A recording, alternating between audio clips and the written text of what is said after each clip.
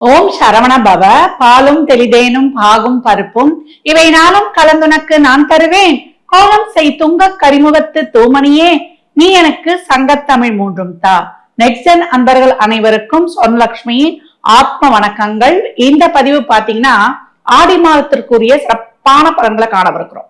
இந்த மாதங்கள்ல சூரியன் மிதுனத்தில் இருந்து கடகத்திற்கு பயிற்சி ஆவதுதான் ஆடி மாதம், ஆடி பண்டிகை. இது தட்சிணாயன காலம் அப்படின்னு சொல்லுவோம். சூரிய பகவான் வடக்கில் இருந்து தெற்காக நோக்கி பயணிக்கிறார்.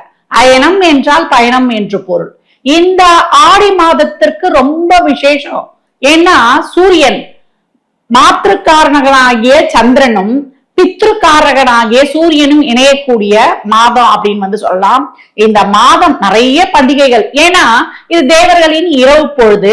சூரியன் பாத்தீங்கன்னா நம்மளுக்கு சித்திரை மாதத்தில் ரொம்ப அப்படியே தகதகன்னு இருந்து அப்படியே ரிஷபத்துக்கு மிதுனத்துக்கு இப்ப அப்படியே அவருடைய உஷ்ணம், அவருடைய தாக்கம் அப்படியே குறைந்து கொண்டு வருகின்ற காலகட்டம்.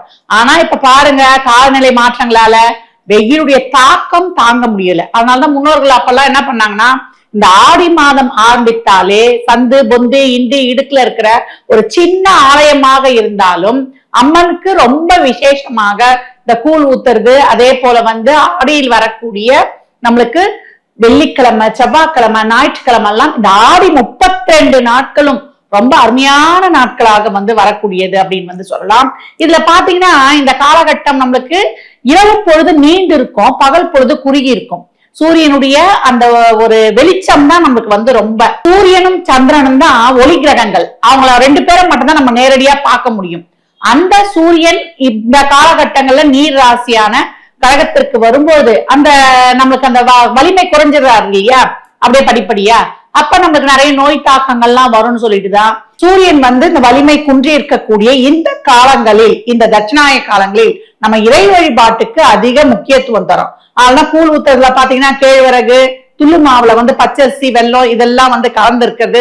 ஆனா உடம்புக்கு ஒரு அயன் சத்து, நம்மளுக்கு ரத்த விருத்தியை கொடுக்குற மாதிரி அந்த உணவுப் பொருட்கள்லயே அதெல்லாம் கலந்துருக்கும். இந்த முருங்கைக்கீரை பொரியல், கருவாட்டு குழம்பு இதெல்லாம் வச்சு கொடுப்பாங்க இல்லையா. நம்ம முன்னோர்கள் இப்ப நாசால என்ன கண்டுபிடிக்கிறாங்க, நம்ம முன்னோர்கள் கால சூழலுக்கேற்ப ஒவ்வொரு பண்டிகையும் வச்சு அதுல இருக்கின்ற அந்த உணவுப் பொருட்களையும் நம்ம உடலுக்கு உறுதியாக இருக்கிறதுக்காக கொடுத்திருக்கிறாங்க. ஏன்னா தீப வழிபாட்டுல இருந்து இறை வழிபாட்டுல இருந்து அனைத்தும் இந்த காலகட்டம் ரொம்ப சிறப்பா இருக்கும். இந்த ஆடி மாதம் ஆடிப்பட்டம் தேடி விதைன்னு சொல்லுவாங்க.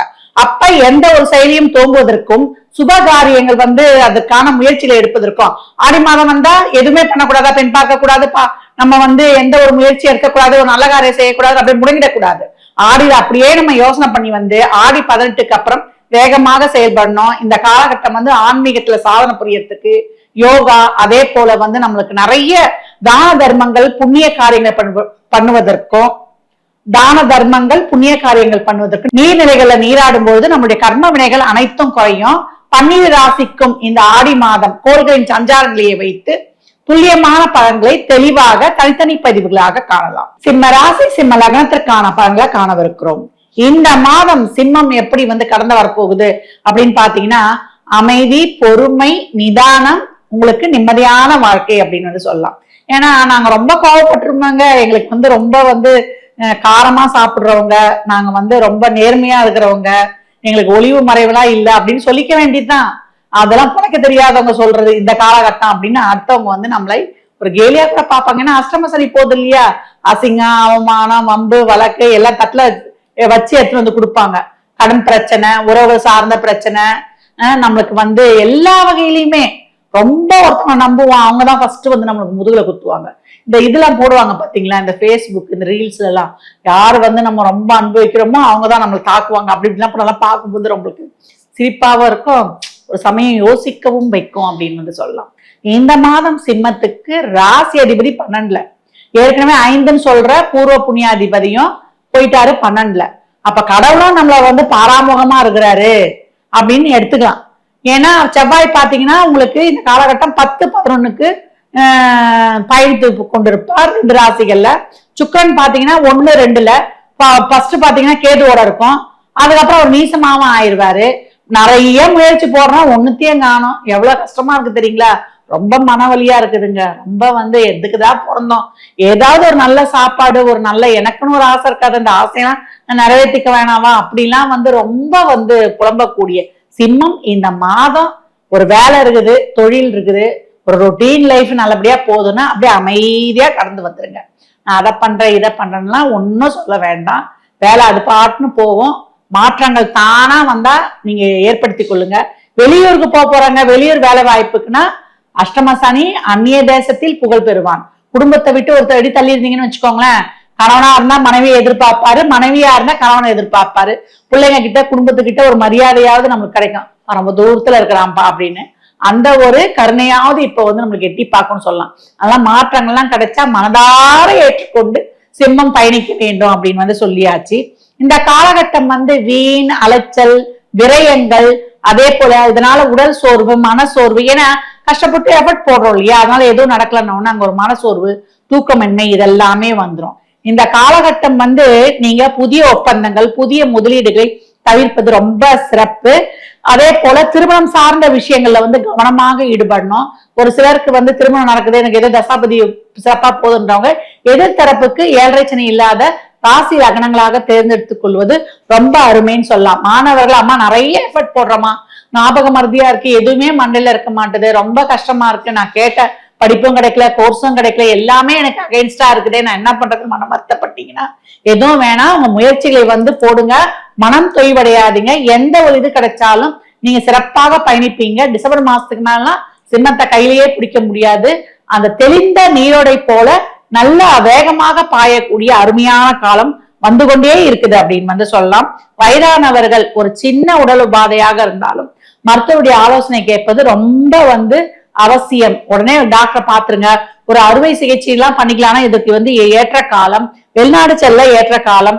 அதே போல சொத்து வாங்கறதுக்கு விற்கிறதுக்கெல்லாம் இந்த காலகட்டம், ஒண்ணு வித்து ஒண்ணு வாங்கறதுக்கு அருமையான காலம். ஆரோக்கியத்தில் கவனமாக இருக்கணும்னு சொல்லியாச்சு. இருதய சம்பந்தப்பட்ட பிரச்சனை, கொழுப்பு, அதே போல இந்த கெட்ட கொலஸ்ட்ரால் எல்லாம் நிறைய இருக்கும். அதுக்கெல்லாம் என்ன பண்றீங்கன்னா காலைல எழுந்த உடனே தேங்காயை கொஞ்சம் சின்ன சின்ன பீஸா கட் பண்ணி போட்டு அதை அப்படியே பொறுமையா மென்னு அந்த பால் வந்து அந்த சாறு வந்து உள்ள இறங்குற மாதிரி பண்ணிட்டு அதுக்கப்புறம் நீங்க டீ காஃபில ஒரு 1/2 hour கழிச்சு சாப்பிடும்போது உங்களுக்கு நல்ல மாற்றங்களை கொடுக்கும் அப்படின்னு வந்து சொல்லலாம். பயணத்தில் ரொம்ப கவனம் வேணும். வண்டி வாகனங்கள்ல உஷாரா போனோம். விபத்துகள் தசாபுத்திலாம் சிறப்புலன்னா விபத்துகள் சனி, ராகு, செவ்வாய், கேது, இந்த தசாபுத்தி அந்தரம் இதெல்லாம் நடக்குது, இவங்க எல்லாம் கனெக்ட் பண்ணிட்டாங்க, கை கோர்த்துட்டாங்கன்னா ரொம்ப கவனம். சாலை விபத்து இருக்கிறதே தமிழ்நாட்டுலதான் அதிகம்னு சொல்றாங்க. கவனமாக பயணிக்கணும் அப்படின்னு சொல்லியாச்சு. அதே போல பெண்கள் நடந்ததை நினைத்து கவலைப்படக்கூடாது. நினைப்பதெல்லாம் நடந்து விட்டால் தெய்வம் வேறு இல்லைன்னு சொல்லுவாங்க இல்லையா, நம்மளுக்கு எதுவுமே நடக்க போறது இல்ல. இந்த காலகட்டம் என்ன தேவையில்லை, நடந்தா அது நம்மளுக்கு கெடுதின்னு நினைச்சுக்கோங்க. எந்த ஒரு விஷயம் நடக்கலையும் நம்மளுக்கு அது வந்து நல்ல செயல் அல்ல அப்படின்னு ஏற்றுக்கொள்ளும் மனப்பக்குவம் இருக்கும் பொழுது நிம்மதியான வாழ்வு, பற்றற்ற வாழ்வு. எஃபர்ட்டை போடுங்க, பலனை எதிர்பார்க்காதீங்க. இந்த செயலுக்கு பிரபஞ்சத்தில் நிச்சயமான பலன் இருக்கு, நல்லது செஞ்சாலும் கெட்டது செஞ்சாலும். அதனால சிம்மம் இந்த மாதம் அமைதி, பொறுமை, நிதானத்தில் கடந்து வரணும். எதெல்லாம் கவனமா இருக்க சொல்றோமோ அதெல்லாம் கவனமாக இருப்பது உங்களுக்கு நல்ல பலன்களை கொடுக்கும். ஞாயிறு தோறும் அம்மன் ஆலயத்துல ஒரு பொங்கல் வைத்து வழிபட்டு 4 பேருக்கு பிரசாதமாக கொடுக்கும்போது சிம்மம் என்றுமே சிறப்பாக பயணிக்கும். சிம்ம ராசி லக்னத்திற்கு நல்வாழ்த்துக்களை தெரிவித்துக் கொள்ளும்.